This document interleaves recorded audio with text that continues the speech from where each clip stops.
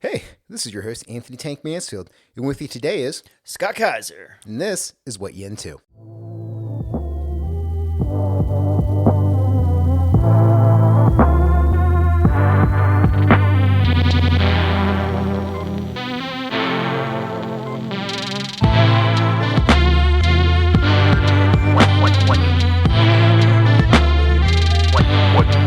What you into?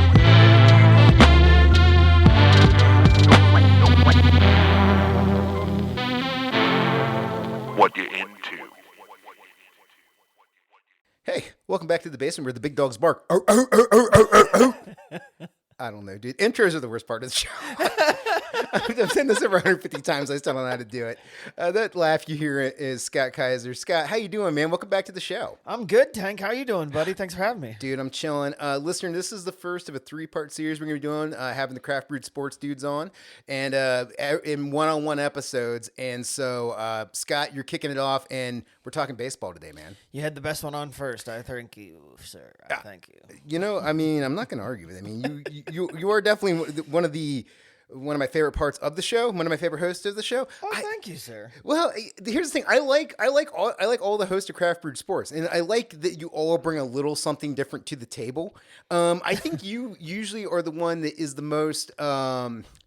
You can definitely be the most like contrasting, like because this goes back to sometimes you come from sometimes you're coming from the angle of, does this work for me or not? That's your whole thing. Is it beneficial to me or is it not? Yeah. Well, I mean, sometimes you just got to weigh the pros and cons of how it benefits you and whether or not it makes sense to even pursue caring about, really. Like, does this benefit me?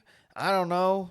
If I don't know, then do I even bother caring about it? Because if not, I can just move on with life, and that's one less thing I got to worry about. I'm with you. I'm the same way. I usually look at the situation and I'm like, all right, let's do the pros and cons here and figure out how this benefits me. My other favorite part about you being on the show is you are the captain of Team Petty. Oh yeah, I don't like to have people get the best of me. I've gotten better as I've gotten older, but I am very. It takes a lot for me not to want to go aha or see I told you so. It's a problem, but I work on it. You like when things benefit you, and then you like when you're right. And you can I do like put it in being people's right. faces. It's fun. It is fun. That's the best. Whenever you can just be like, oh, by the way, I was on the up and up on this. I had that. Thank you. I called that. But I see now. I am, like I said, as I get older though, I've picked and choose my spots better with that because sometimes it's not always about being right. And then I watch my son do kind of the same things, and I'm like, dude, you gotta be over wanting to always be right, because like sometimes you're just not gonna be. And it's better just to pick and choose where you like fight those ones to like be right, and where you're just like, screw it, I know I'm right, but I'm just gonna let it go. When this happens, is it like that old drug PSA where the kid's like, I learned it from watching you? Maybe, but see, I'm also very. Maybe I shouldn't admit this, but I'm also very diabolical with my petty. Like, I'd like to go real cerebral, so there's not a lot of like visual cues to when I'm being petty. You have to actually like notice things. Like, you have to either know me or know how I operate to be able to like actually discern that it was me. And I don't think the kids are like old enough to like kind of see through some of the things that I'll do. So The Easter egg of petty. yes. You got to be looking for it. You got to check the shelf in the background. Right, like the inception of petty. Like petty within petty. Oh yeah, dude. All right, let's do this real quick. Before we jump into the main episode, let's just get plugs out the way. Listener, you know where to find me at Neil to No One on Instagram. My link tree is there. I'll take anything else that I'm doing. Also, check us out second Tuesday of every month. We're doing live art at Listerman in Norwood, right across from Xavier. Come out, hang out. It's the second Tuesday of every month. It's 6 bum boards. We're doing live art combined with vinyl night. Each second Tuesday is a different theme. For May, we're doing Horses and Heartache. It's all country music for 2 hours, but like good country music, not shitty pop country. Like no fucking Florida Georgia line here. It's not going to be like It's not going to be like when fucking white dudes walk up in baseball games, okay? None of this like American flag red solo cup. No, get that shit the fuck out of here. It's cocaine. It's my wife left me, and now I'm in a bar fight. Those are the songs that we're playing come the second Tuesday of May. You know where to find Scott at. Actually, there's a lot of places to find Scott. All my Instagram, ScottyK_Jr. for Scott himself, Craft Bee Sports for the Craft Brewed Sports Instagram, and Backwards K B-Ball. And that's the new podcast we're going to talk about here today. That's Scott focusing on baseball. But before we get into that, man, what's your favorite sports movie? Hold on, rewind real Hold quick on. because we've got to talk about that country thing. Okay. Because isn't it funny that country music is the only thing that you got to put like a qualifier in there? Nobody ever says like, yeah, we're doing like a rap thing, but not like shitty rap. I mean, maybe we're getting closer to that. I think we might be on that part where we could be like, nah, not shitty rap like today's rap, but like good rap. I think we have hit the precipice of that with rap now, where like rap used to be like across the board cool, but now that it's 50 years old, like 50 years of hip hop, we've got to that point where there's generations. So there's like uncle rap versus nephew rap. Like you can't just be like, this is cool. You kind of got to be like, this is like 90s 2000s versus now where it's like, well, it depends on what your now is. Is your now like mumble rap? Is your now like West Side Gun, which is basically just an ode to 90s 2000s rap? I don't even know the difference between the two. When you said it, I'm like, I don't listen to anything past like 2010. I'm just gone full old man with my music, and I cut it off. I'm like, you know what? If it went past the 2010s, there's maybe in 2015. But again, the line of demarcation is my oldest son's birth. At 2015, I pretty much like left the music game behind, and anything after that, maybe I hear some stuff through osmosis or whatever, but it's mostly everything that we grew up listening to other than that. So see, yeah, and that's the thing that happens, man, is like people get stuck in time to where like they were discovering music, and then they're just like, nope, this is what I listen to now. Like my parents are like, they've been on the earth now going. They're not 70 yet, but they're closing in on it, and like they are still listening to like Led Zeppelin and Aerosmith pretty exclusively, like my mom especially. And it's just like, dude, you've been listening to this for over 40 years now. Like, come on, we gotta slide a few new things in there, like a little bit. But yeah, but I have the same thing where there is like that comfort food of the music you grew up on when you like you got it and you love it and you remember when you were young and vibrant and you enjoyed associate it. it with a lot of younger memories is what I feel like it boils down to. Like, but you can never understand that when you're growing up. I hated when my parents would put on their music, the old. I don't want to listen to the oldies. Turn on something that's at least been made within the last 5 years. Like, but now I get it. Like it's just a comfort. Like go back to when you understand seemingly it. things were better. Yes, exactly. Yeah. You're just like, I wasn't really worried about things. Like I had like the fucking Nokia blue brick phone. I didn't know what Twitter was. Like it was great. It was a good time. I mean, there's still songs that be like, oh man, it takes me back to 8th grade dance. Yeah, for sure, 100%. Well, look, man. What we're talking about getting in the Wayback Machine. Like, do you have a favorite sports movie? God, you had preempted me with that question before, and I struggled in the moment to think about it. It's a hard one to answer, isn't it? Yeah, because there's a lot of movies that I don't even think about as sports movies, and I was like, oh yeah, I guess that kind of is. It's like Happy Gilmore. It's not really a sports movie, right? But it is. It is.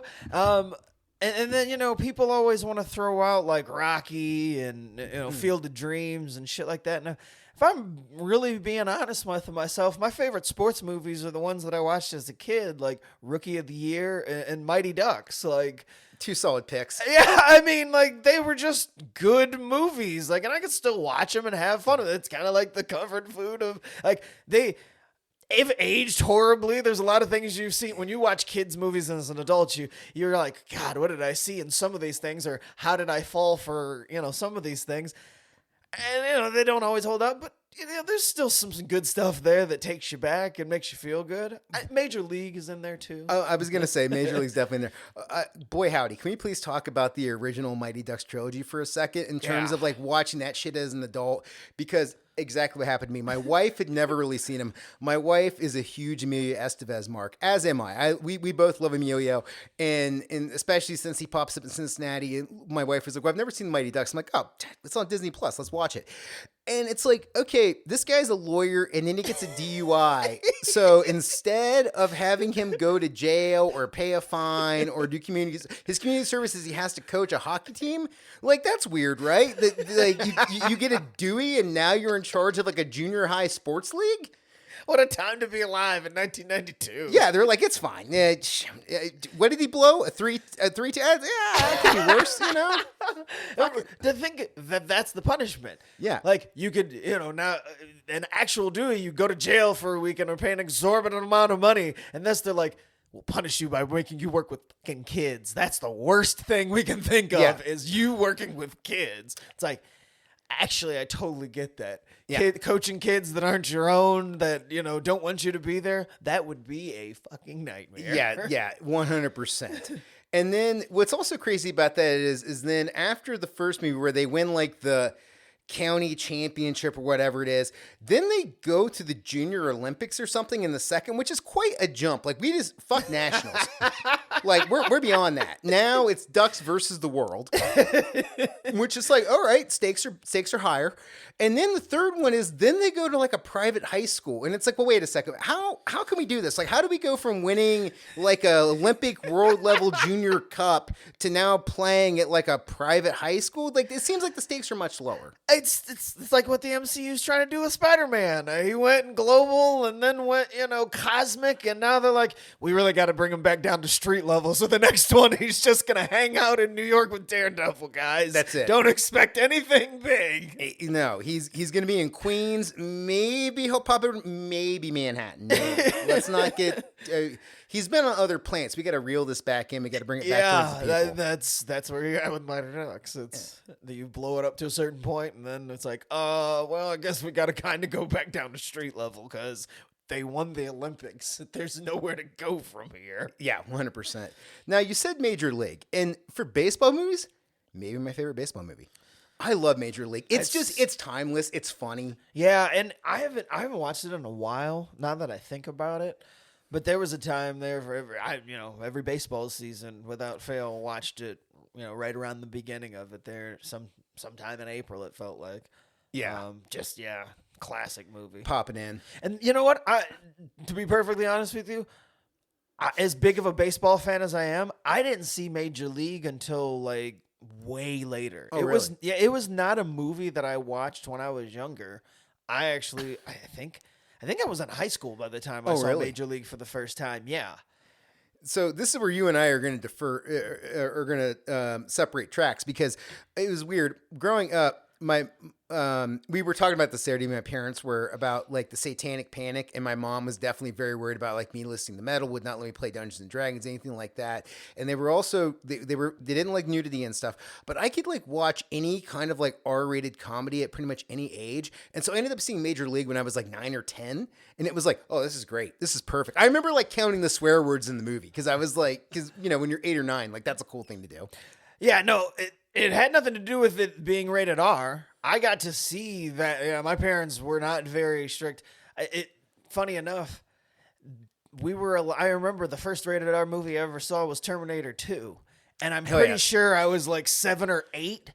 And it was a big deal because you're like, it's rated R. Yeah. Oh, it's an adult movie. But looking back on it now, I'm like, this movie really isn't that bad compared to things now. Yeah, it could be way worse. But so it wasn't because of that. It was just one of those things that somehow missed me for whatever reason. And you grew up in Toledo, right? So, I mean, you were close to the Indians. Yeah, no, and it just, I don't know why. I just never saw it. And then it was, God, I shouldn't. My brother tells me, when I told him this, he was like, you shouldn't tell people that. You shouldn't admit that.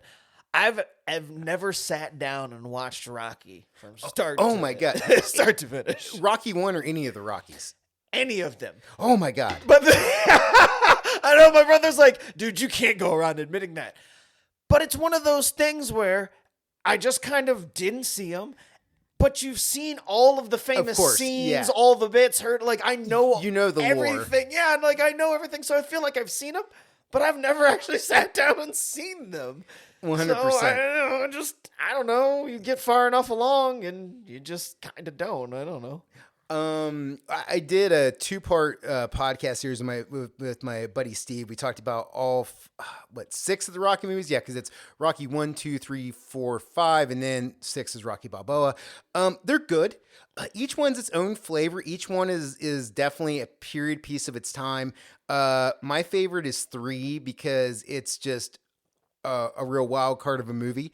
But yeah, definitely worth checking out. It is kind of weird that 1 and 2 are kind of the same film. Yeah, my brother said, don't care about any of them. Just make sure you watch 3. That's what he always does. He's like, you should watch them all, but if you only watch 1, watch 3. 3 is like they really figure out it's the 80s and what this is, and you get Mr. T in it, and you get Hulk Hogan and Rocky Balboa, and yeah, it's a lot of fun. And of course 4, where Rocky defeats communism. Like when he destroys the Soviet Union, that's also something to watch, especially because you also get a guest appearance by a coked out James Brown, which is fun. Because an oxymoron there. You just said James Brown. Yeah, James Brown. 100%. Well, look, dude, let's jump over to the main event. What about you recently started hosting a second podcast, Backwards K Baseball with Chris Asbrock. What made you jump over from not just hosting one podcast, but now, hey, I need a second show? Well, I can definitely tell you it wasn't I need a second show. It was more of it's the same kind of thing with Mike and how Craft Brewed Sports got started. Me and Chris, we coach on the same baseball team. Our sons play on the same team. And so we've gotten to know each other over the last couple of years just through that. And a bromance started with, as we started texting more often about stuff at the gig and just baseball in general. And we found out we have similar, views on the game.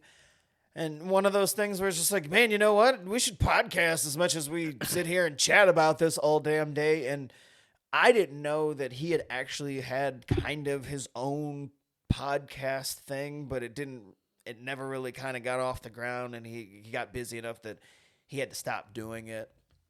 So he's like, yeah, I'd love to do something like that. I kind of already had this thing, and I'm like, well, all right, like, let's make this happen, just because, he had already had it. And Mike and I have always talked about having supplemental content for Craft Brewed Sports, and we've kind of like started and then had to peel back, or, oh, we've got this lead, but it wasn't.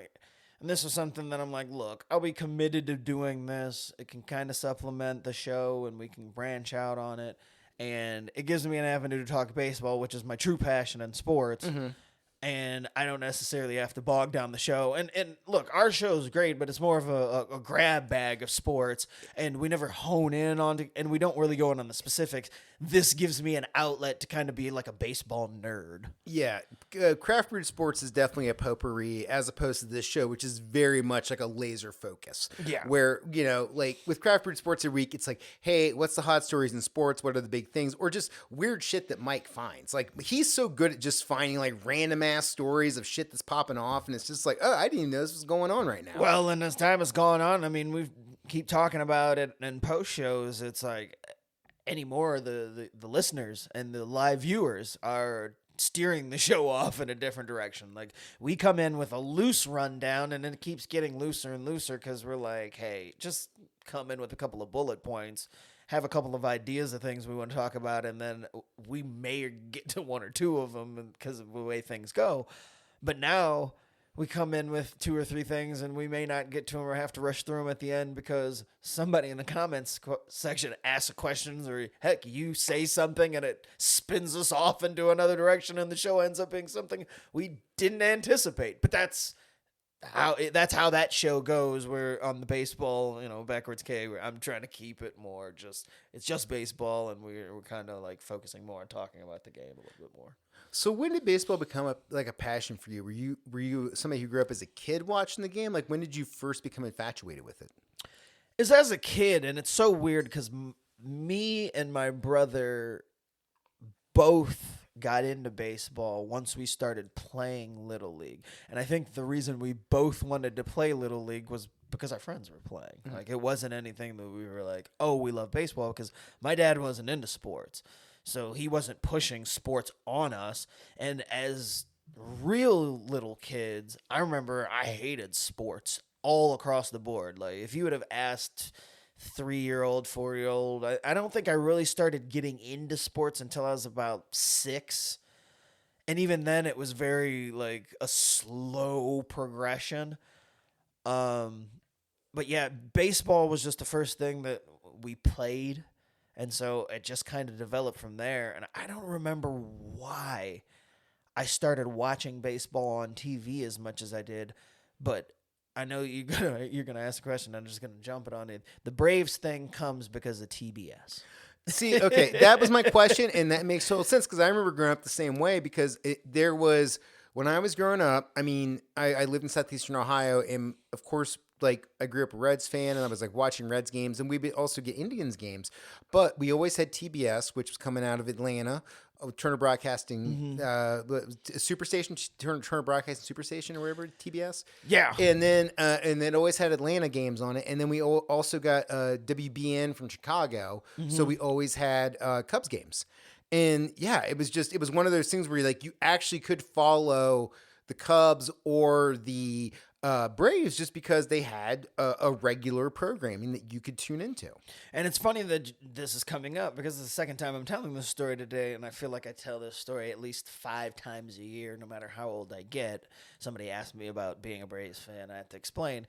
But growing up in Toledo, the Toledo cable that we had, we didn't even have WGN. I remember getting to college and people talking about watching Cubs and Bulls, and I was like, what do you mean? I'm like, I watched the Bulls on NBC because they played on the national games all the time, so we didn't see them, but we didn't have WGN on our cable network. I didn't realize that was a national thing. I just thought that was Chicago's broadcast.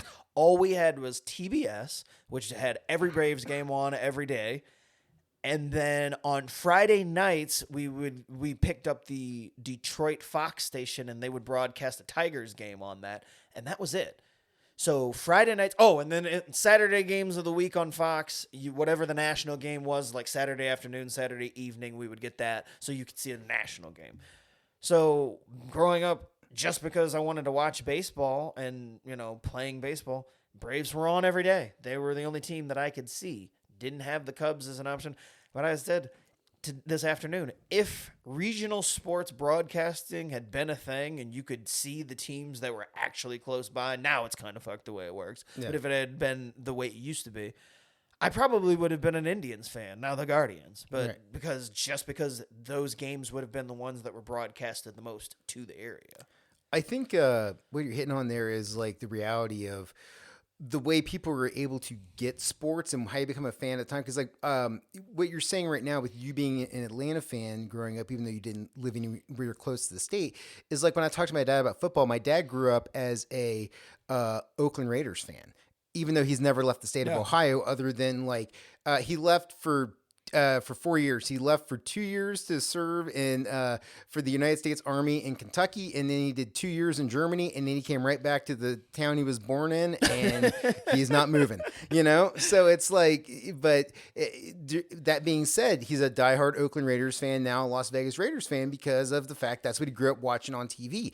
And then to flip this on the other side of it, like I was talking to my wife the other day about, like Caitlin Clark, and like everybody's freaked out about like how much she's not getting paid to play in WNBA. And it's just like, yeah, we're to a point now where like there actually is an audience because like there's enough like television stations and there's enough internet things that you need streaming where you need content, and now we can just put cameras anywhere, and it's cheap to put cameras anywhere, and you can get some mics, and technology is finally caught up to the fact that it's like, no, you can broadcast a whole lot of things because now there's way more opportunity to do it, as opposed to earlier in life, like in the 70s, 80s, 90s, and 2000s, where there was a stranglehold on who actually could get out in the world. It even from on the pro level was hard, because broadcasting in the world was not set up like that.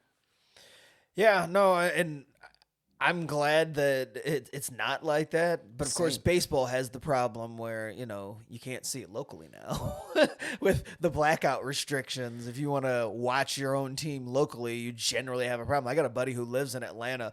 And when we text during the games, he can't watch the games. Which is wild. Like and then because in a cruel twist of fate, I don't have Apple TV, and Major League Baseball has the deal with Apple TV that they broadcast the games on Friday night. Last night, we're recording this on a Saturday. On Friday night, I wasn't able to watch the Braves play because it was on Apple TV. My buddy in Atlanta has Apple TV. He's like, hey, I actually get to watch him play. And I'm like, I guess we're switching roles tonight because I got to listen to it on the radio. I don't have Apple TV. And that's baseball with their weirdness right now with the TV rights and who has them. And it's like scattered across baseball, and it's a mess. They've got to get that fixed. But hopefully it'll be to where everybody anywhere can watch any team, and it won't matter, market or otherwise. But definitely, if you're in your own home team's area, you should be able to watch. I 100% agree. And I don't understand where we are right now in terms of this, because I get that if you're dealing with like older people that are computer adverse, like if you're dealing with like boomers and maybe some Gen X, and it's like, we can make this work. But millennials and Gen Z and Gen Alpha, like, we all understand how VPNs work. We can get to your shit. Like, we can break through your thing. So why are you fucking doing this? Like, just, you know what? I mean, dude, I'm very over this with the UFC right now, where their whole thing where like they still have fucking pay-per-views. It's like, why? Why, dude? They're like, so antiquated. Like, you guys have the entire Octagon covered in advertisers. Like, you're on ESPN for all your other shit. Like, I can tune in tonight and watch UFC Fight Night on ESPN2, no problem. And all this other shit. And it's just like, you're just driving people to just, but then at the same time, it's like, now you want to turn around and charge people $80. It's like, nobody is paying you $80 for 2.5 hours of content. Like, just, it's not happening. Why are you still hanging on to this? This makes no sense whatsoever. And I get bummed with you the same way in terms of like the stuff that's like inside the town where you can't watch. It's like, why are you guys doing this? Like, why are you shutting me out, the person who actually cares about the team and wants to watch it? But unless I jump through the hoops, I can't get this thing that I really care about. Yeah, baseball's constantly doing that to themselves. I always joke too that baseball is like an abusive relationship. Like, I've loved it forever, but it's done horrible things to me. Mm-hmm. I always come back though. Like, I've never been able to quit baseball. Like, no matter how angry I get about any of the things that happen, I'm always there to like, all right, but like, come on. Yeah. I love you too. Let's do this. You can't shut it out. Yeah.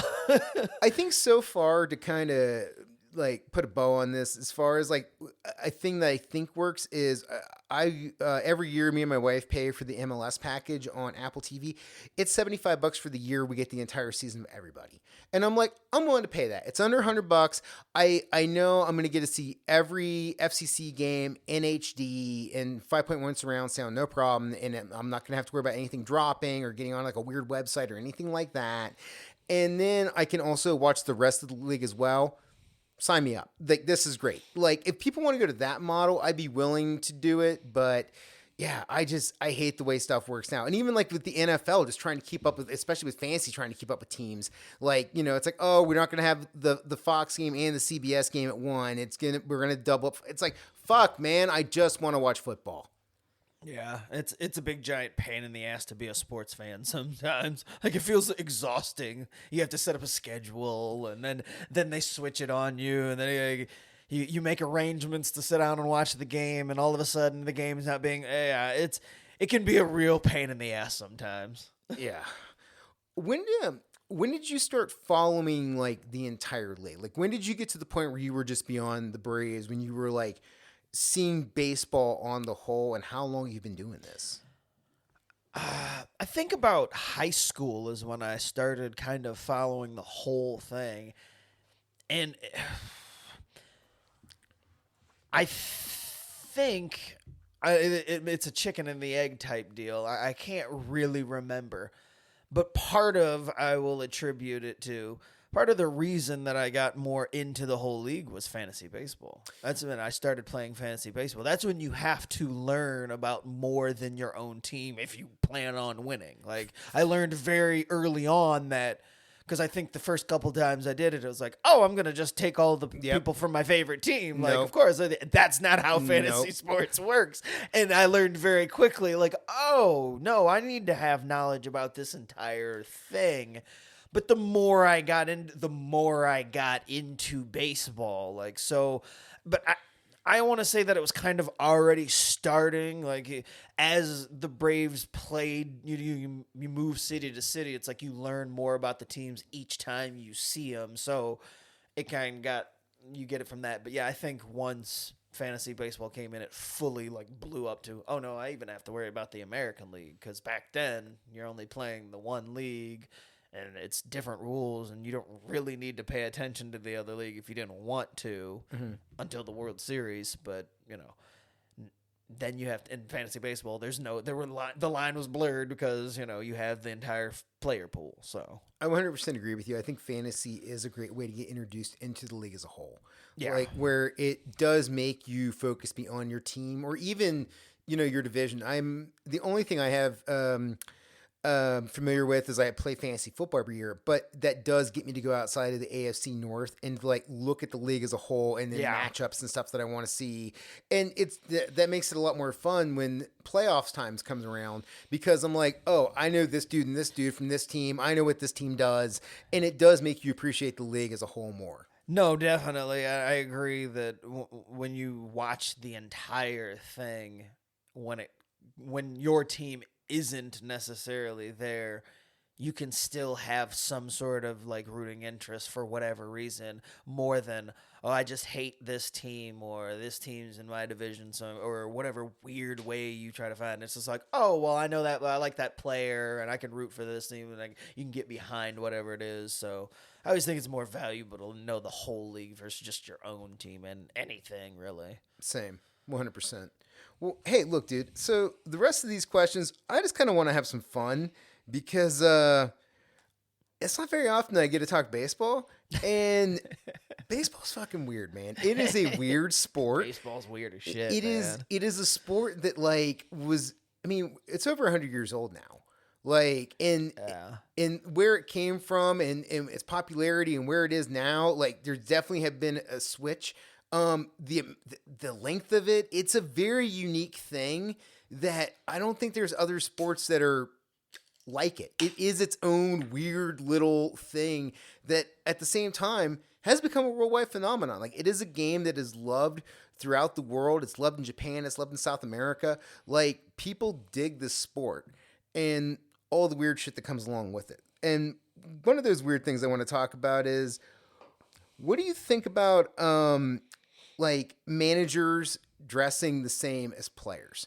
Like as being a sports fan, like, I'm used to watching the NFL where it's like you come out and you wear like a hoodie or like a t-shirt, or like the NBA where you're wearing a suit, or same thing in the NHL. But baseball is this last place where it's like, here's a 60-year-old guy that's dressed up like the first baseman. I agree, but I don't know. The last time this conversation came up and I was listening to people talk about it was the first time I thought about, and nobody said it, but I just was like, you know what? Baseball's so weird that it also would be weird to see the inverse of not having them dressed like the players, sitting in a dirty ass dugout, exactly, with a suit on. Like, that would be just as awkward. So it's less awkward that they're wearing a baseball uniform because everybody else is. So if there were just guys in suits and all these other guys in this, and like I said, it's baseball, it's dirty. Like, there's all sorts of pine tar and dirt everywhere. I think it just works for baseball. The same way I think it would be weird in football if the head coach came running out in pads, or in hockey if the hockey coach was standing there on skates in full gear with a stick. Like, that would be absurd.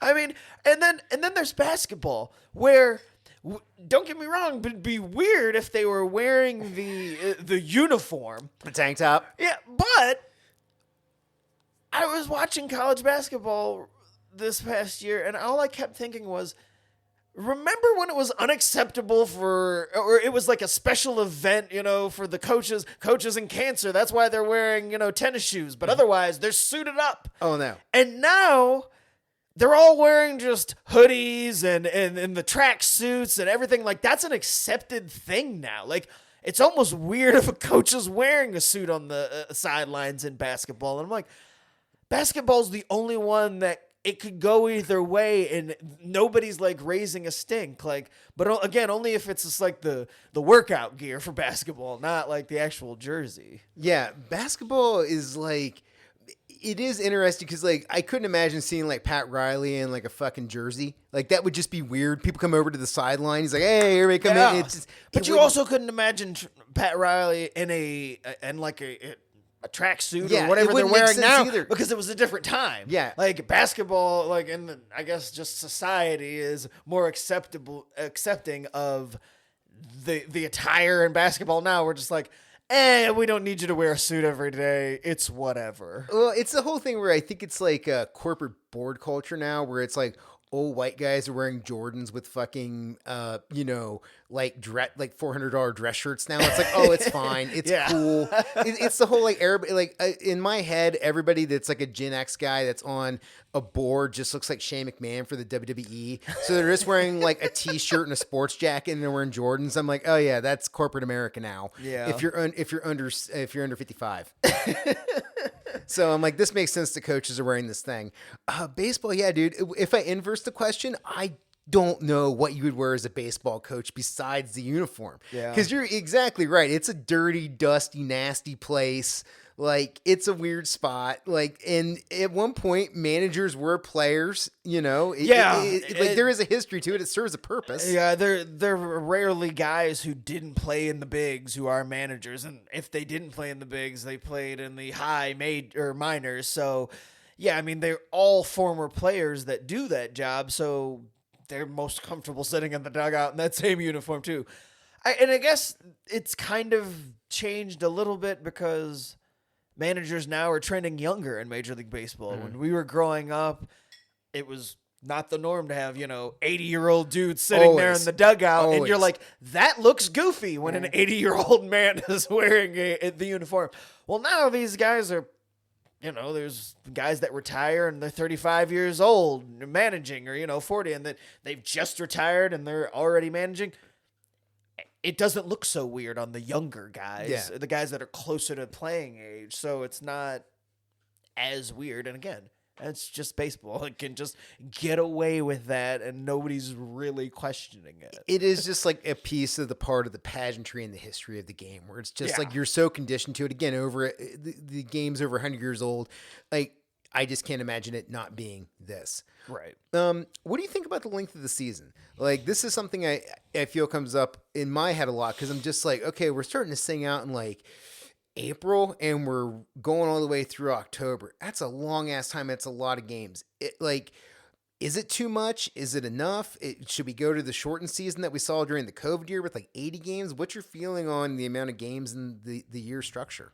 I haven't thought about this in a long time, but for the longest time, my stance was, and I think it still is because it just makes sense from a tightening it up standpoint a little bit, is that the season shouldn't start until the beginning of April. Like, having it at the end of March is silly, even if it's only a couple of days. It should never begin earlier than like the first full week in April.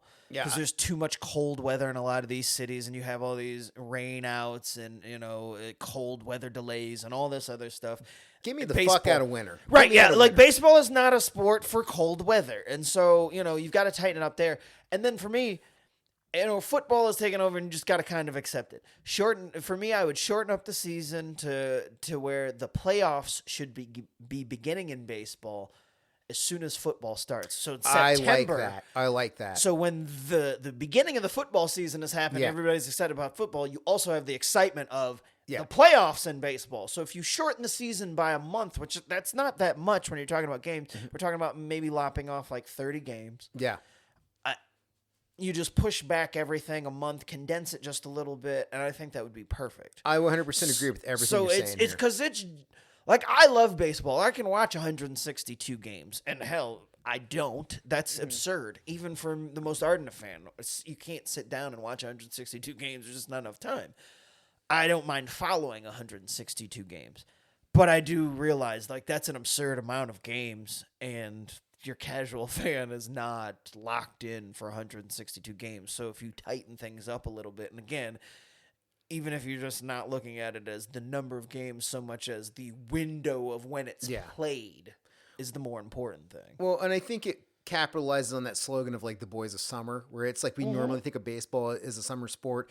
And I think you're right there in terms of like competing against the NFL and, Saturday is for the boys with college football. Like you've already lost the war, so you might as well just kind of embrace like trying to do something to combat it. And it's the kind of thing too where like if you're putting the playoffs against the opening of football, like if we really talk about this, it's like, okay, this is hot, it's the playoffs, we're going in, like this is where eyes are.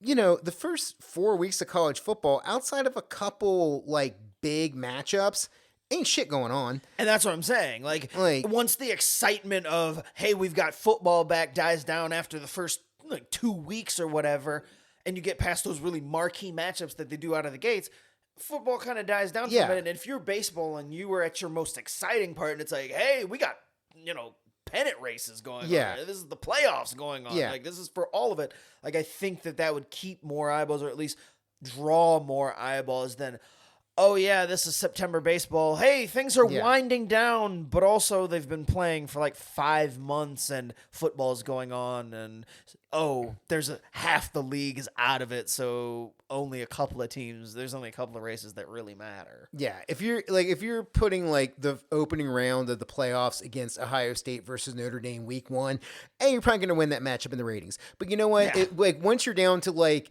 the divisional like playoffs games where it's like, hey, these are the 4 teams that are down to who's going to go on and play in the playoffs.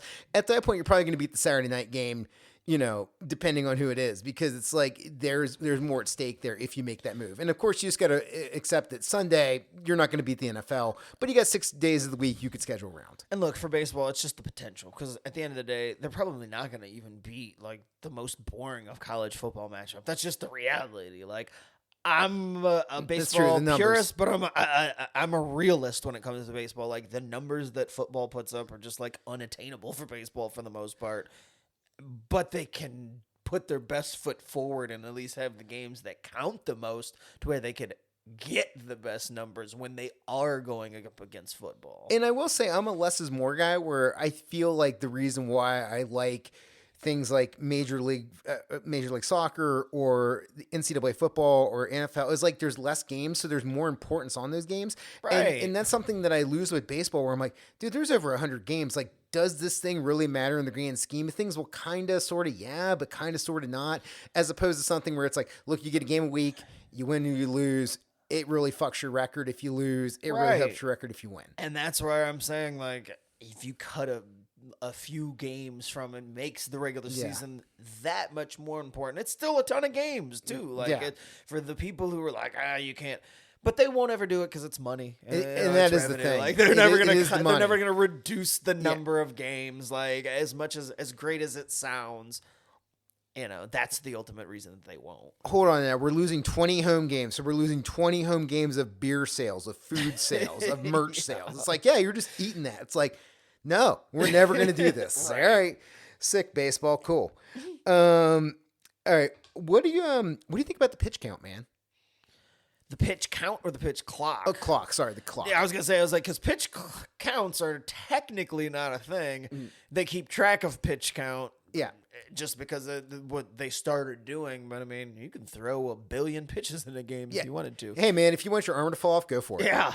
But the pitch clock, I mean, I think it's great. I didn't have a problem because I didn't think it was going to do anything to ruin, like, the game.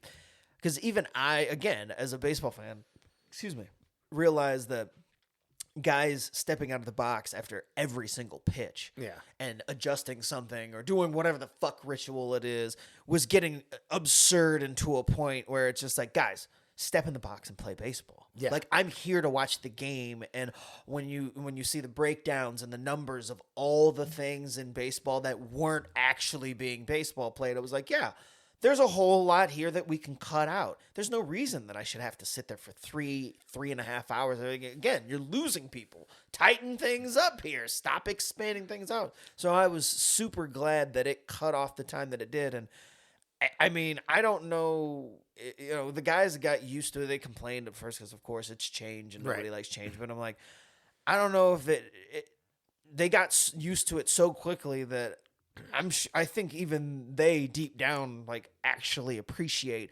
not having to be at their jobs any longer than necessary, right? Like none of us want to have to work longer than required. Like, so I imagine they're like, yeah, we bitched about it, but like, this was actually kind of nice to like be able to get to go home sooner and not have to be at the ballpark an extra hour or whatever it may be. So I think it's a huge victory for the game and like fans. Yeah, I like it a lot. Like whenever I've watched games this year, I like the fact that there's more emphasis on, hey man, you got to make a decision. Like you can't sit here and think about it and like rub the ball and it's gonna be a slider. I don't know, maybe a changeup. I don't know.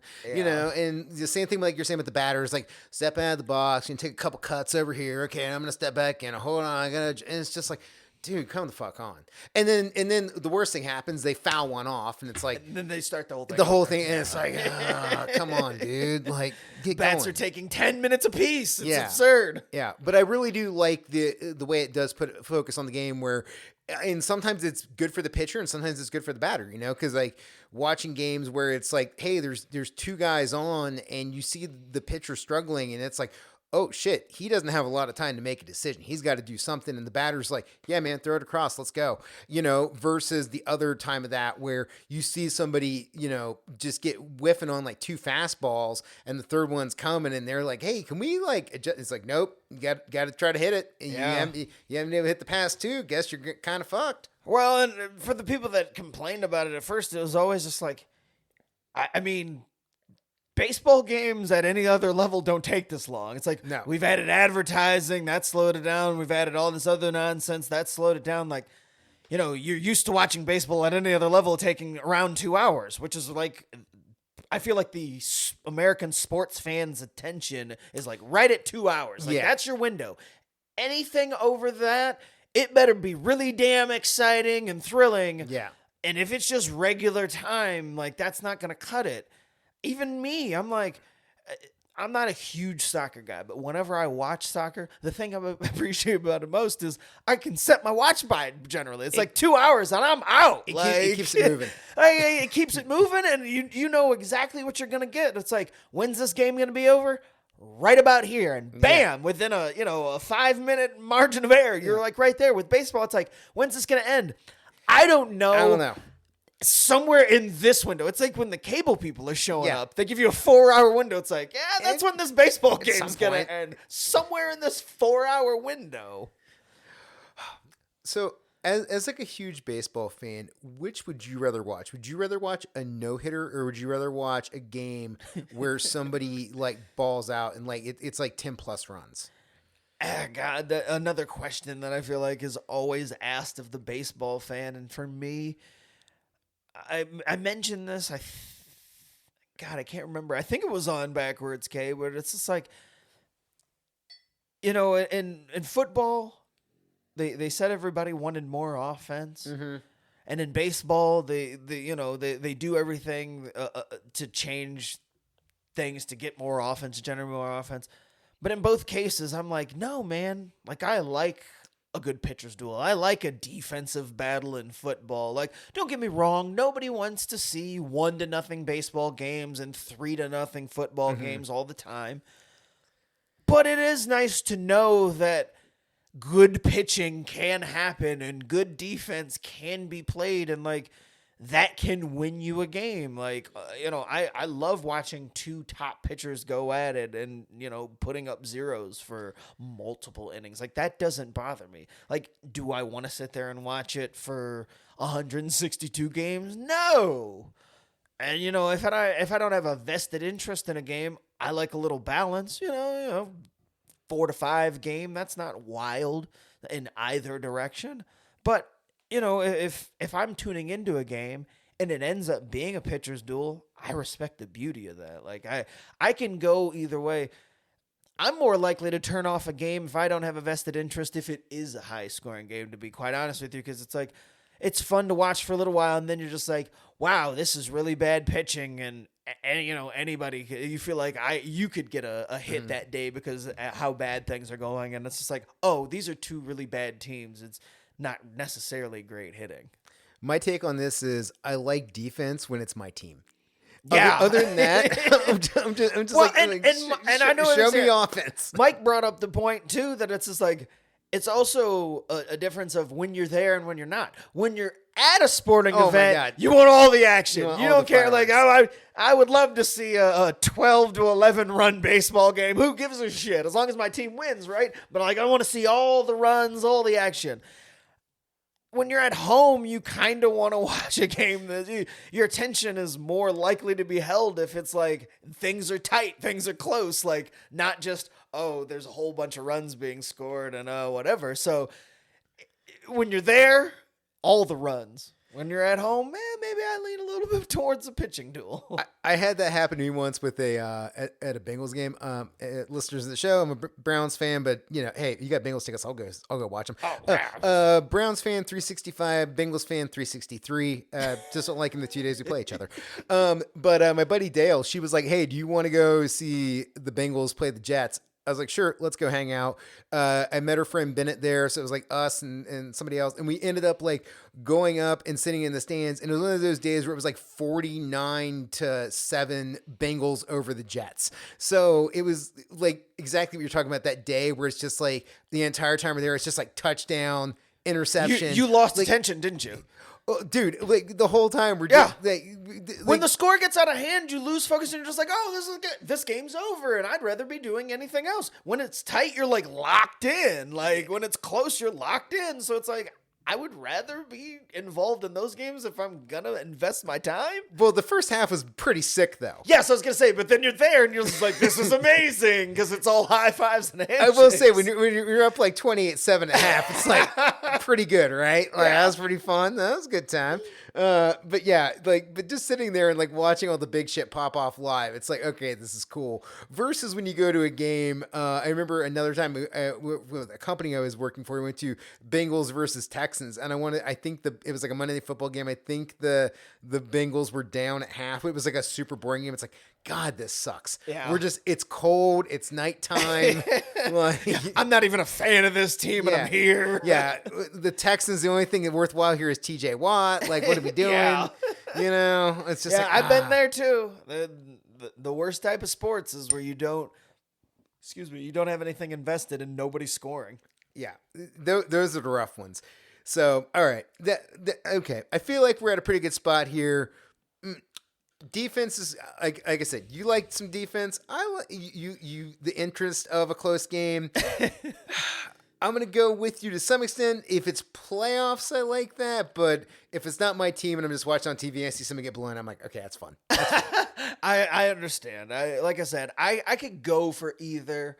I guess I just depend. Or I guess it's gonna hold my interest if it's closer. Or maybe watching a generational defense work, like watching Tampa Bay in the early 2000s.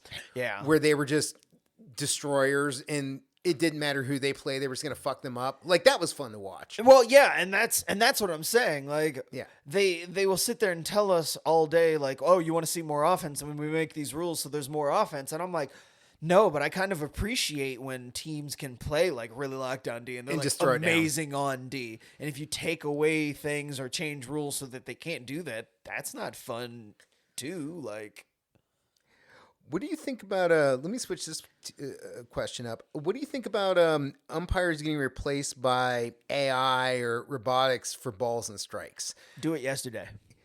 Do umpires stay at all? Like, Yeah. I mean, I think they would have to be there to like call like safe or out for home base. Yeah, but as far as strikes or balls, you think like some kind of automated system's better? Yeah. again, being the baseball purist that I am, it's very weird that I am very technological, like forward when it comes to everything baseball. Like, give me the robo umps, and I like the human element too. Don't get me wrong, but it is really frustrating to watch call after call after call get blown in certain cases. And I mean, it's a really hard job. I've tried to umpire even just little league, and it's like, this is not easy. So I don't envy them, but also like, that's your job. Like, you should be good at it. yeah. It's like I get mad at weather people where it's just like, how do you get paid to be right like 50% of the time? Like, there should be more accuracy here. And with baseball, it's like, there's a lot at stake in these games and a lot of money on the line. Like, these guys need to be good at their jobs, and if they're not, then robots should push them out. Like, I'm sorry. And there will, like, I've seen, studies where it's like, yeah, robot, and we all know computers aren't perfect either. Like, they'll mess up, but they're closer to perfect than humans are. And I'd rather have that. Like, there still need to be umpires on the field for things, foul ball calls and safing out and all that type of stuff. But again, we need to make sure that replay is also more crisp, because there's a lot of looseness with that kind of gets lost. And yeah, give me robo umps yesterday. I'm with you on this. I think it should be like an automated thing, because it makes sense that there would be a program to like basically be like, all right, this is the strike zone on this person, no matter like how tall they are, right, how short they are, standardized, like how collapsed their body is in their stance, like just having a thing where it's like, oh, this is the box, and if it's in the box, that's a strike. It's outside the box, it's a ball. Yeah. And I think leaving it up to umps at this point doesn't make sense. And I would just like, I wouldn't as an umpire be like, hey, thank you, I don't want this criticism and the scrutiny that comes with this, where I am having to call balls and strikes. It's doing them a favor. And I mean, if you think about it, when the game first started, people weren't throwing 100 miles an hour on a dime. Like, it was a very different time when umpiring first began. So it was much easier to get calls right when you're watching pitches come in at a much slower velocity. They're coming in at over 100 miles an hour. Like, the human eye can't detect that perfectly when you're the standing and all that. Like, it's an impossible job. So that's why, like I say, like, I don't envy them and I don't necessarily blame them. But it's if the technology has gotten to the point where it's viable that the computers be able to, assess the strike zone correctly for each individual and adjust it and call it, and there be no arguments with, the computer. I mean, you can't argue with a computer. Like, it's a standardized thing. So yeah, like, why not have that? And then you take out all the oops that, that can happen with the human umps. Agreed. Are you a fan of the unwritten rules of baseball? No. I don't. Okay, so as a not baseball guy, I don't get this. I don't get the unwritten rules of baseball. Can you kind of explain to the listener and me like what this means? Well, they're kind of antiquated too. It's something that when you and I and former baseball, it was more acceptable. Like, baseball used to be played where it's just like, unwritten rules are basically like where players police themselves. So like, if things happen within the game, you hit me, and say you're a star player, and you get hit. Well, by the unwritten rules, a star player on the opposing team also has to be hit at some point. Doesn't necessarily have to be during that game, depending on the importance of that game, the time of the year, all this sorts of thing. But that's the basic thing. It's like, if something happens, the players are doing things that aren't written down. It's like, somebody's getting a receipt. Yeah, like, I'm not gonna hit you. Like, it's not acceptable to say like, I'm gonna hit you. But, I lost control. There's no real way of telling intent, and those type of things. Same thing along other lines where it's like, if guy slides too hard or, does something where it's just like, it's not written down that you can't do that, but general sportsmanship says like, that should, don't be a dickhead. You're a dickhead. Well, there's going to be some type of retaliation. Now, in some cases, I mean, that's just sports, right?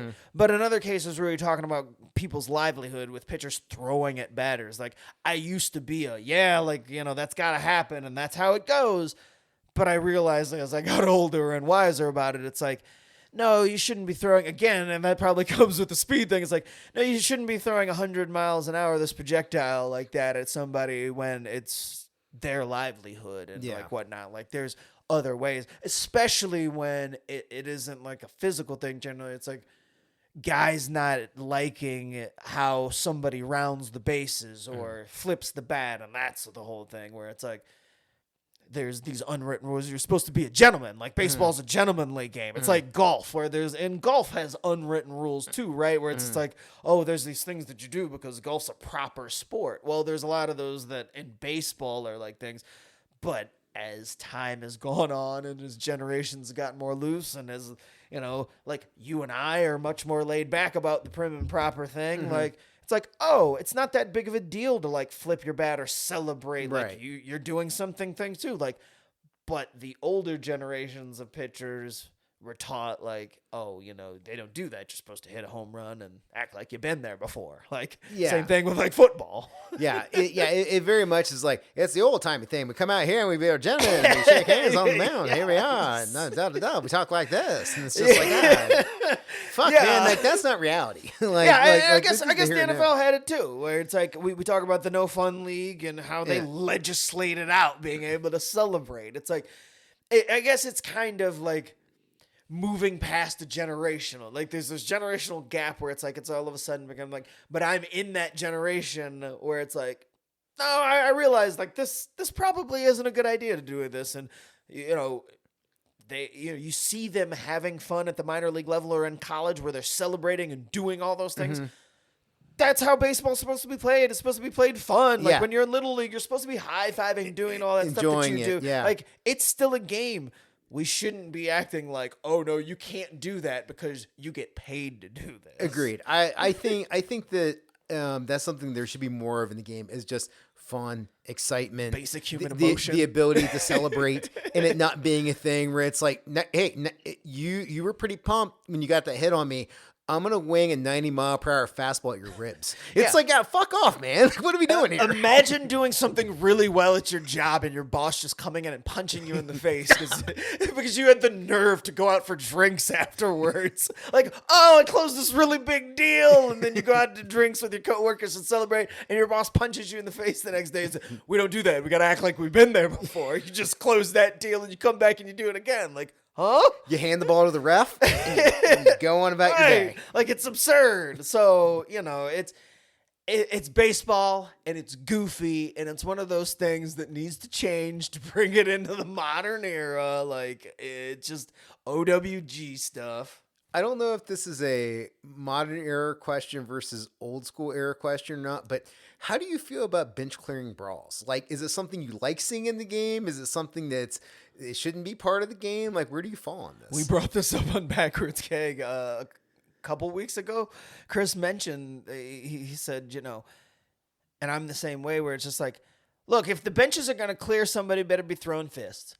Because in baseball, there's a whole lot of bench clearing, and I'm doing the air quotes, folks, bench clearing brawls where it's just all the guys running to home plate. Maybe there's some shoving or some guys getting the fake held back or whatever, but nothing actually happens. Like, I always love in hockey or in football or in basketball when there's like a fight, it's because folks threw fists. Now, in the NFL, you're always wondering like why these dudes threw fists when they got helmets on. It's a question. But in general, though, in those three sports, when a fight happens, a fight happens. In baseball, a fight may happen, but a lot of times it's a bunch of guys like not really looking to fight. Right. Like it's not really a thing. Like I'd say maybe 5 times an entire season. We're talking about 162 games for each team. 5 times an entire season where there actually 2 guys on each side of the coin trying to fight one another. The rest of the times it's just, bruised egos and, hey man, I didn't really appreciate that. It's probably some unwritten rule, but that was broken or whatever. And yeah, that's got to be a weird thing if you're in the dugout and a fight breaks out, but you don't really think it's warranted, and then you're like, oh man, I got to charge out here, and My favorite is the bullpen guys. The bullpen guys come in late. Like, Yeah, they come charging we're in. here. Everything's by the time they get there, everything's done, and it's like, if I was a bullpen guy, I'd be sitting there like we talked about with me at the top of the show. How does this benefit me? I got to run all the way out there. Nothing's really going to happen, but I'm just like defending her honor and like stand up for team. But like, I'm going to have to walk back here. So like, maybe I'll just stay here. Like, you guys got this, right? Like, I'm going to be here in the bullpen. Like, just, all right. I will say this though, if I was like a backup guy where it's like I don't really have any fame, I would totally pull fucking Mortal Kombat Liu Kang kick and just like shoot across with the bicycle kick and hit somebody. That's gonna get you on the highlight reel. Oh, no doubt. I mean, again, if the benches are gonna clear, I just need to see some action. Do something cool. Yeah, and I don't care who it is, star player, whatever. Again, as long as it's not my team. If my team is involved, everybody sit down. Let's cool our Boys, heads. chill. Nobody needs to get hurt here. Guys. If I have no vested interest, I want to see all the haymakers thrown. Remember last year when Tim Anderson and Jose Ramirez for the White Sox and the Guardians fought?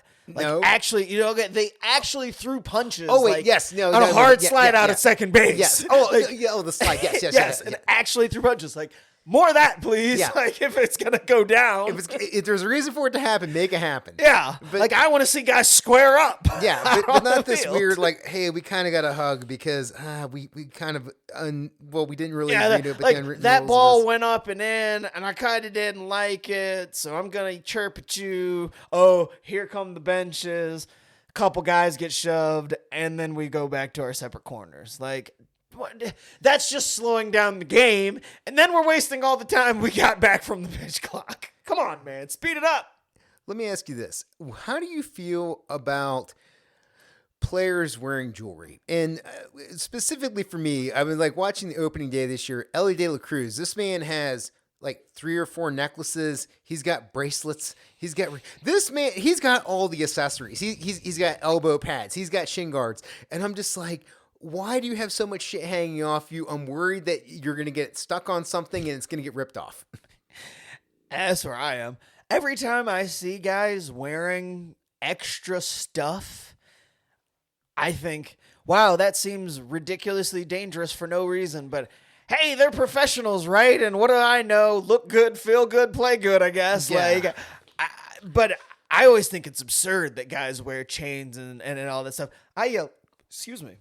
I tell my kids, like, look, if the sun's not out, we're not putting our sunglasses on our hat. We're not wearing them. Like, you don't need any extra accessories that you don't need. Come off of you. Yeah, dump it. Yeah, like I don't get it because it feels like it would make you feel more bulky, like these big old gold chains or whatever. Like Ronald Cunha wears them too. I'm just like, I don't know how you perform at a high level with these giant, like, $1 million jewelry pieces hanging from you. I mean, in baseball, I can kind of be like, okay, I mean, you're probably not tussling with dudes, but like when I see it in the NFL, when I see like receivers wearing chains, I'm like, what are you doing? Like, take that shit off. That's gonna choke you out, man. Yeah, dude, somebody's gonna grab a hold of you You're to a real tackle you and dad. just like, I'm like, fucking that yank seems you. like such a safety hazard. Yeah, I take off my ring to get in the shower. These guys play. These guys play with $1 million chains on their necks and are flying around tackling each other. Like, it's absurd. I think we just need to show a lot of young kids shake hands with danger, just like a lot of like those old school like getting hurt on the job PSA videos, and maybe it'll knock this bullshit off of wearing fucking necklaces. You weren't raised in the 90s, and it shows. It does show. Everybody knows. At what age should a man stop bringing a baseball glove to the ballpark? That's a great eternal baseball question, and I feel like the very oldest I would say you could be is anywhere in high school. If you are still bringing a glove to a baseball game after high school, it's a real problem. Some might argue that in high school it'd be a problem too, like once you're out of Little League. But I say, like, in high school, there's still and now they've got the nets up, so it's less of a thing. But I'm just one of those things where it's just like, if it were to be coming at your face and you had enough reaction time to like knock it down on a foul ball. But yeah, anything past high school, there's no reason you should have a glove at a game. Like, that's extra ridiculous. If you've never copped a feel, then you can bring a baseball glove. But if you've made out with a chick, then you Yeah, can't like, bring a and baseball glove. That's the cutoff. Whatever Whatever transition age there that is in is. high school somewhere. Yeah. Yeah, and look, I mean, I was a late bloomer in that department, so I could have still brought my glove to the baseball game somewhere around 17.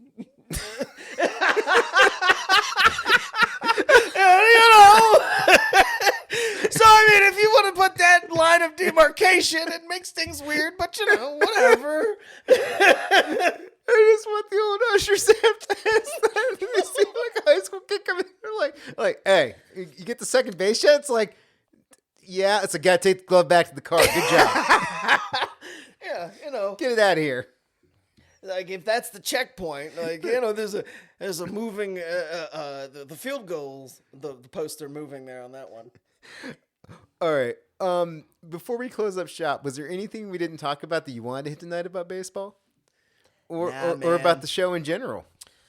Nah, I always say this to myself, and I will never, like, truly understand. It's like, as much crap as you hear me talk about baseball, and as much as I will say, like, that baseball should do this, and they should do that, and they can do this to be better, like, it's so weird that I love this sport the way that I do, because everything about it suggests that I shouldn't.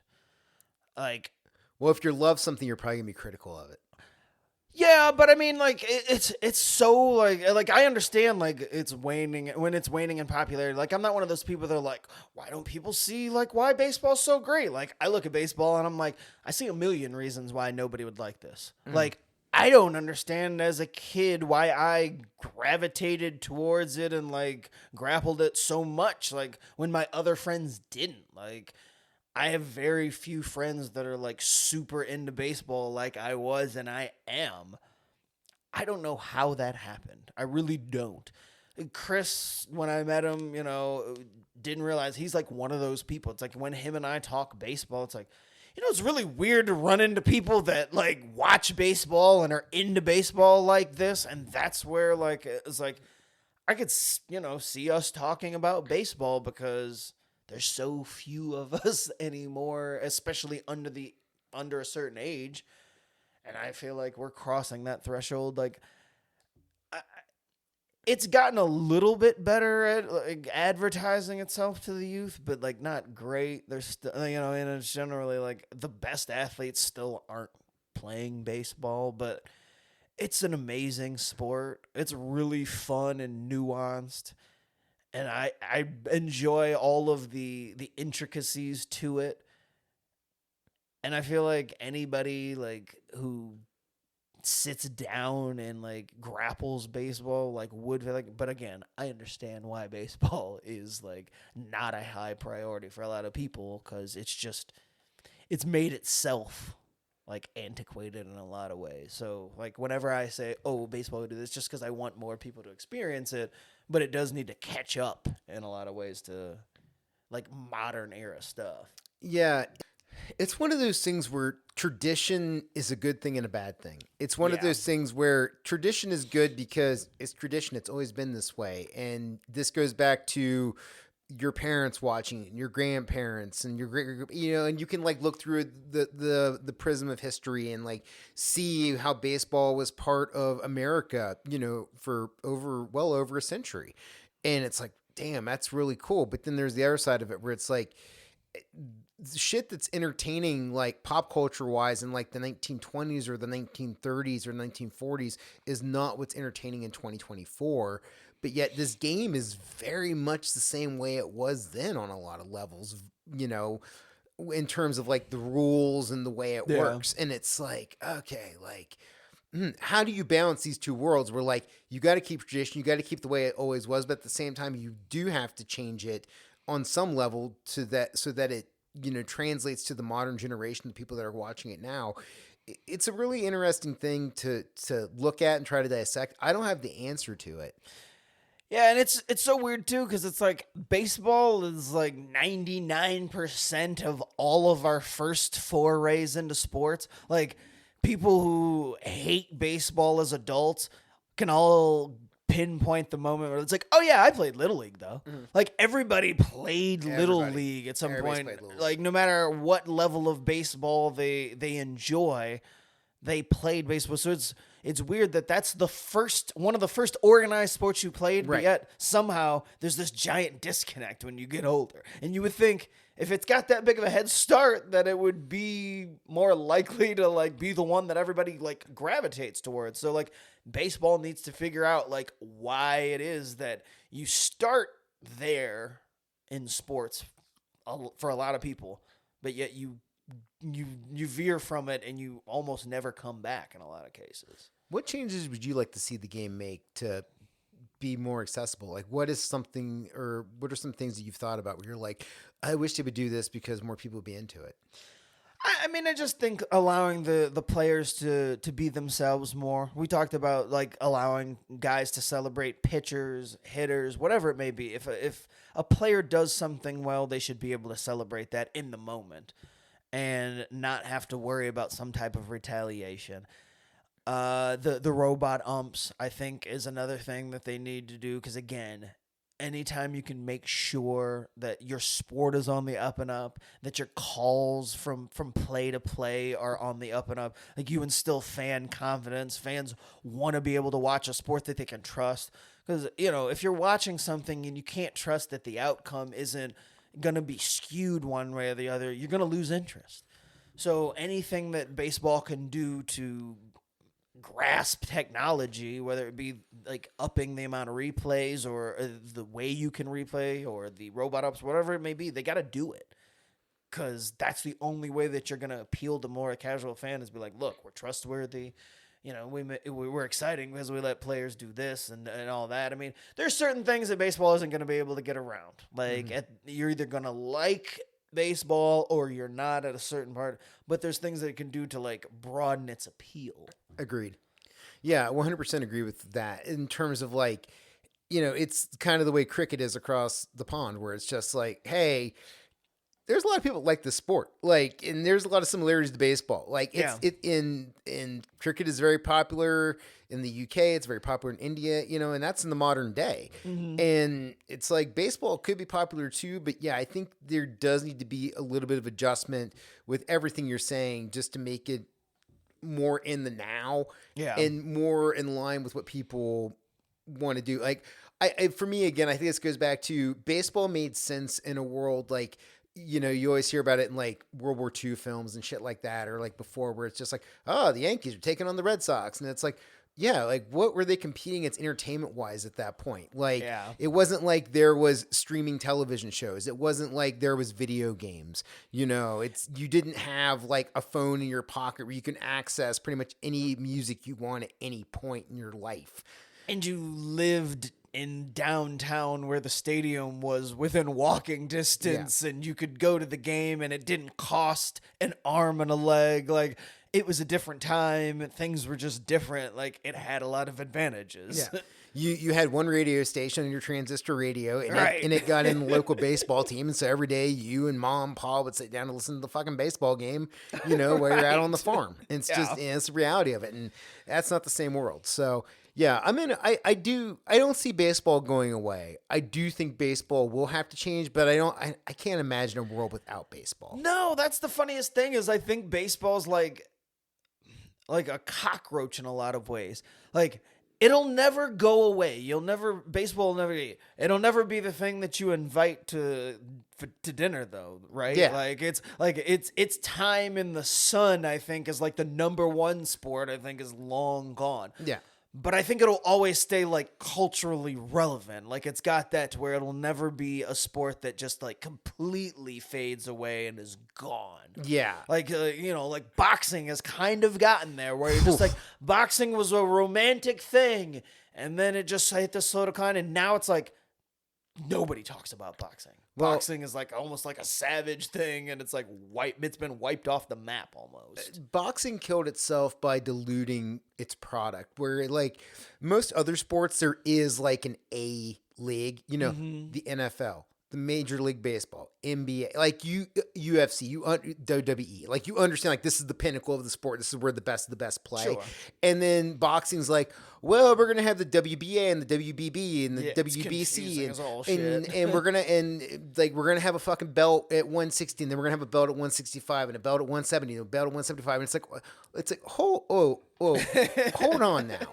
So now we got like 26 belts for the best 175er in the world, and then Yeah. we also have 30 belts for the best 180 in the world. And it's like, slow the fuck down. Can we just get a major league here where this is the guy, this is the best, this is who it is, you know? And like boxing did itself no favors. I'm also very disappointed now that the only thing that's keeping boxing alive is like the super fight or the weird celebrity fight. Like the whole Paul brother thing. It's become a gimmick. Like it's become a gimmick it's sport, such a gimmick. unfortunately.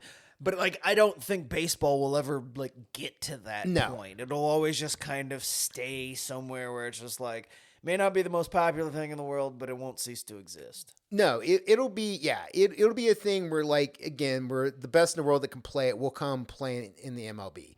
You know, the same way that like the best in the world go and play in the Premier League in Europe. Right. You know, where it's like there's always going to be people coming from different parts of the world to come play here because this is the number one spot to do it. And therefore there will be a world interest where it exists. And that does become the thing too with now expanded broadcasting and all the conglomerates and all that. You've got a worldwide talent pool. It's a worldwide talent pool, and it's worldwide people watching. Yeah. You know, where like it used to be a thing where it's like, oh man, it's really hard to like, you know, get the game in South Asia. And it's like, no, it's not. You know, like you can just easily get on a fucking website and then you can show it to all the TVs in the bar. Yep. Like it's not a problem. Absolutely. No, and I don't, like I said, I don't think baseball's going anywhere, but I do think it can still do some things to like help itself out along the way and not always shoot itself in the foot. I feel like, you know, it'll do something that I really like the, you know, the pitch clock and speeding up the game. And then something will happen, or they'll make a rule or whatever, and it'll just negate all that. And it's just like baseball's constantly getting in its own way, I feel like. Yeah. Well, look, man, it was way fun to have you on the show. It was way fun to talk about all Been this awesome, shit with man. you. Thank you. Can you let the people know where they can find you out online and all your stuff? You mentioned all of the names of everything, and I gotta be honest, I constantly forget because I'm so like social media in the background. Like my Instagram is ScottyK_Jr. and then Craft B Sports on Twitter, and then backwards KB Ball on Twitter and Instagram, I believe. But it's like directly reaching me. Like I'm kind of incognito on social media. If you want to find me, you can, but it's not exactly easy. And I would say the best place to find Scott, if you go to YouTube and just go to Craft Brewed Sports, like that's going to be a good way to get the weekly show, and it's also a good way to get in with you and like Backwards K. It's just you'll be able to find your footprint instantly. Once I became a dad, like social media was just hard to keep up with, and the older I get, the more I feel like a baseball fan. Where I'm just like, I'm not doing this shit. I got the Facebooks, and I'm adding an unnecessary S, and I don't know any about the new ones. I'm like, what? What's the thing that's hot now? I don't know. Like I got an Instagram. By the time I got on Instagram, the Instagram was like not a thing anymore, and I'm just like, all right, well, Back to Facebook. Yeah, like this is where I'm at now. Like I guess I should just stay in my lane. Oh shit. Yeah, listener, definitely check out Craft Brewed Sports on YouTube. And is Tuesday nights the live show at 8:00? Yep, Tuesday nights for Craft Brewed Sports, and then Monday nights for Backwards K Baseball. We go live at 8:00 as well. So Monday and Tuesday, you can find my beautiful face on YouTube through Craft Brewed Sports. Listener, get on those live shows. They're way fun. Like you can sit there, you can have conversations with Scott while he's doing the show. It's a blast. 100% recommend it. You know where to find me at Neil to Know on Instagram, Linktree, Zero Ticket, everything else. Thanks for listening to What You Into. You got a friend into baseball, share the episode with them. It's just easy if you just message it to them. Algorithms suck. Instagram's buried me. The easiest way to do it is if you just literally send the episode to somebody in a text message, please and thank you.